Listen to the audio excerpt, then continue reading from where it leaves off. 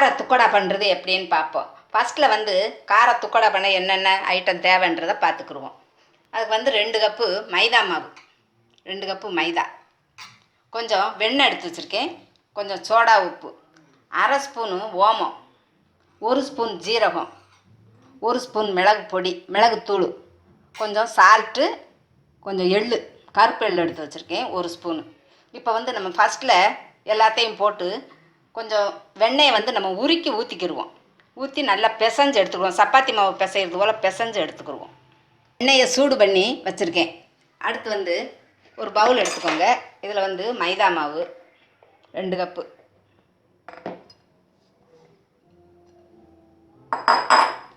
எள்ளு 1 ஸ்பூன், மிளகு பொடி 1 ஸ்பூன் போட்டுக்கோங்க, ஜீரகம் 1 ஸ்பூன்,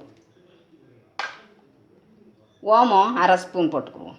ஓமம் ரொம்ப சேர்க்கக்கூடாது, உடம்பு இருக்கும், அதனால் 1/2 ஸ்பூன் போட்டிருக்கேன். கொஞ்சம் சோடா உப்பு சும்மா சிறிதளவு போட்டால் போதும்.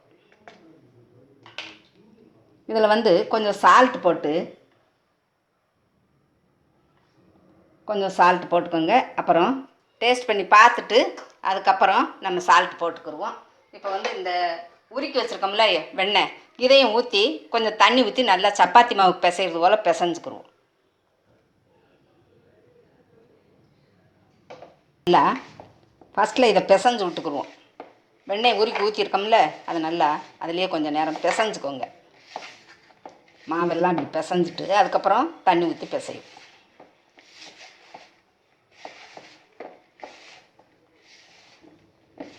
போதும். இப்போ வந்து தண்ணி விட்டு பிசையும்.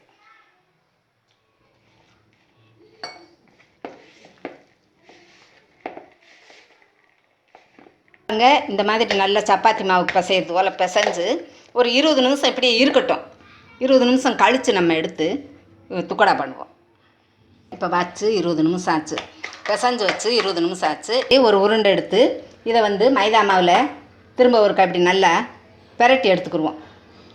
அப்போ தான் கீழே நம்மளுக்கு நல்லா வரும். கீழே கூட கொஞ்சம் மாவை இப்படி தூவி விட்டுக்கோங்க. இப்படி வச்சு சப்பாத்தி கட்டையை கொண்டு நல்லா உருட்டிடுங்க.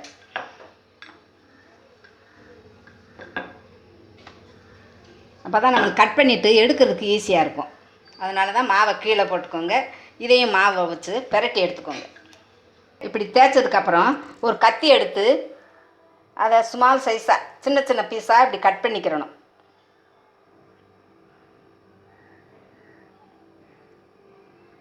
சின்ன பீஸாக கட் பண்ணிக்கோங்க. அவங்களுக்கு வேண்டிய அளவு கட் பண்ணிக்கோங்க.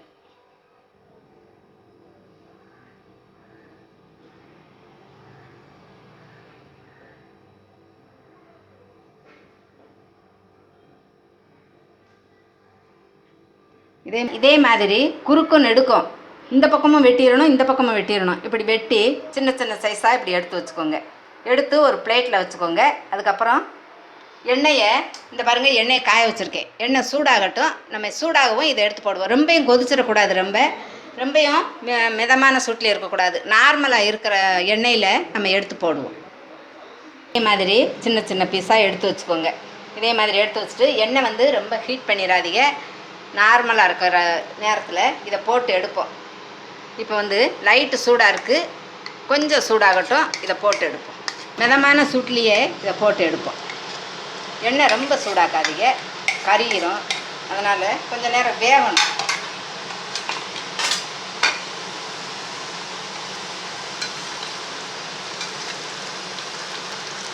நல்லா கலர் மாதிரி சேஞ்ச் ஆகி வரட்டும். மொறுமொறுப்பாக வெந்துருச்சு. இப்போ எடுத்துருவோம். இப்படி நல்ல செவக்க வேக வச்சாதே நம்மளுக்கு சாப்பிடும்போது நல்லா மொறுமொறுப்பாக இருக்கும். அதுக்காகத்தான் நல்லா வேக வைக்கிறது.